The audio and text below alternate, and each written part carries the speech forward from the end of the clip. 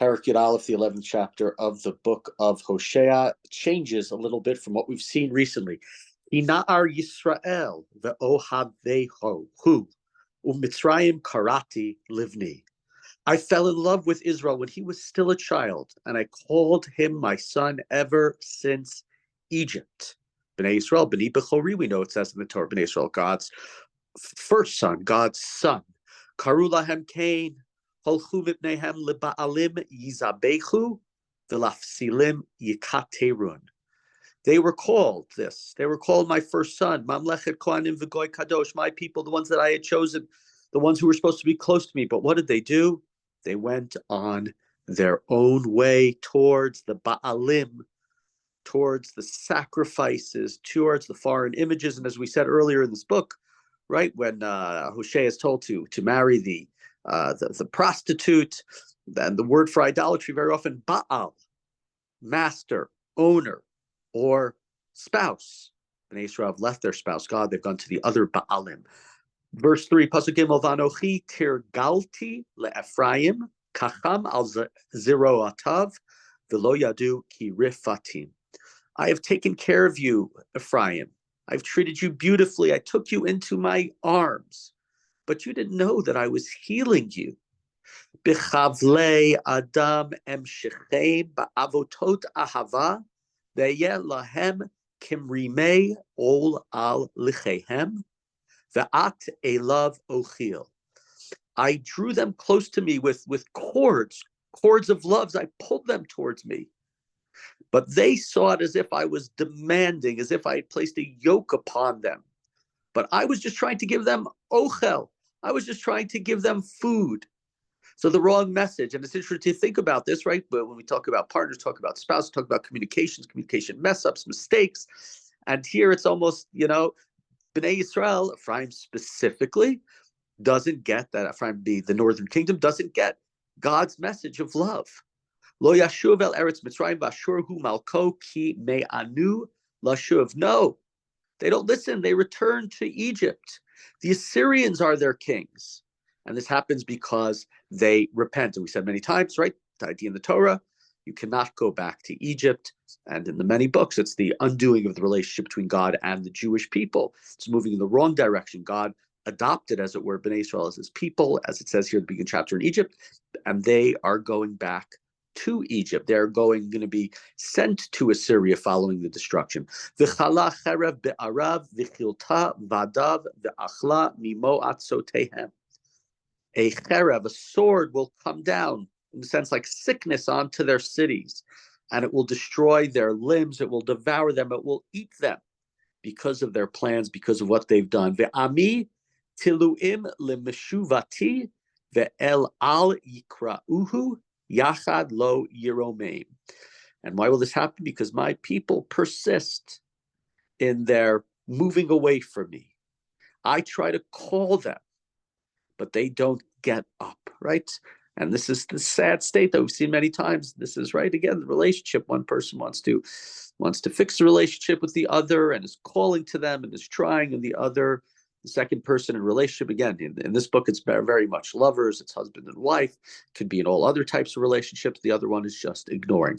Eich etencha Ephraim, amagencha Yisrael, eich etnecha adama, asimcha kitzvo yim, nepach alai libi, yachad nichmeru nichumai. I can't give up on you, Ephraim. I can't just surrender Israel. I can't make you like Admah. I can't make you like Tzvoim, these places that were destroyed. My heart, it is nehapach. It changes. I have rachamim. I want nechama. I want to take you back. You are my first child. Lo asecha ronapi, lo ashuv l'shachet Ephraim. I won't continue to act vengefully. I won't destroy Ephraim. Ki el anochi v'lo ish b'kirbecha kadosh v'lo avo va'ir. We're in verse 9. Because I am God. I am not human. I am holy.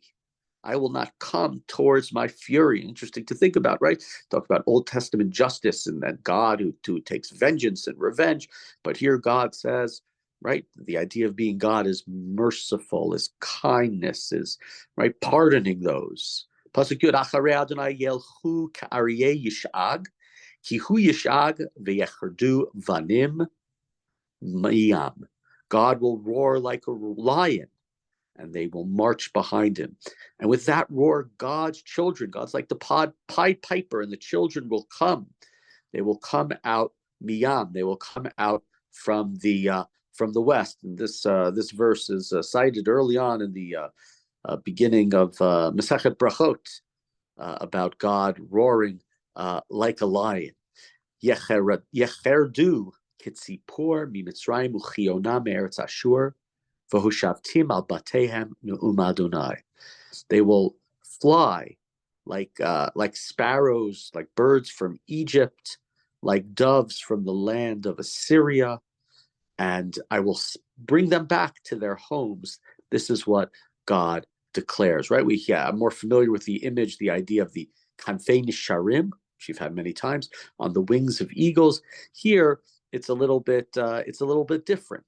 Here, it's the different types of birds that we're told. And it seems, right, God here is not taking them on kanfei nisharim, just in terms of just understanding the animal image. God is the lion who is roaring, and can't explain to you. I'm not a zoologist. I don't know if this is true. And then the birds, because God is roaring like a lion, the birds will be will thus fly towards Israel. And so here, after so many chapters of destruction in this book, it's good to see a chapter that really demonstrates God's love to the Jewish people. And it really, when I think about stuff, we talk about the vertical relationships, the horizontal relationship, right? The horizontal relationship between human beings, between man and another man, the vertical relationship between God and humanity. And to me, the whole purpose, in a sense, not the whole purpose, but a major purpose of understanding the vertical relationship between God and the Jewish people is how will it impact our horizontal relationship with God and other people. And at least in this chapter, what we see is when you had a great relationship with somebody, when you love somebody, yeah, sometimes relationships get severed and people fall apart and they get distanced. But sometimes you need to think deep of the early parts of the relationship with somebody, and you need to try to figure out a way that you can repair, that you can come back. The same way God says to the Jewish people, yeah, you didn't really act properly. You left me for other lovers, for other masters. You were disloyal, you have no fidelity. But nevertheless, God says to the Jewish people, and thus we need to be more caring in our own horizontal relationships. One of the, I think, the messages of this chapter.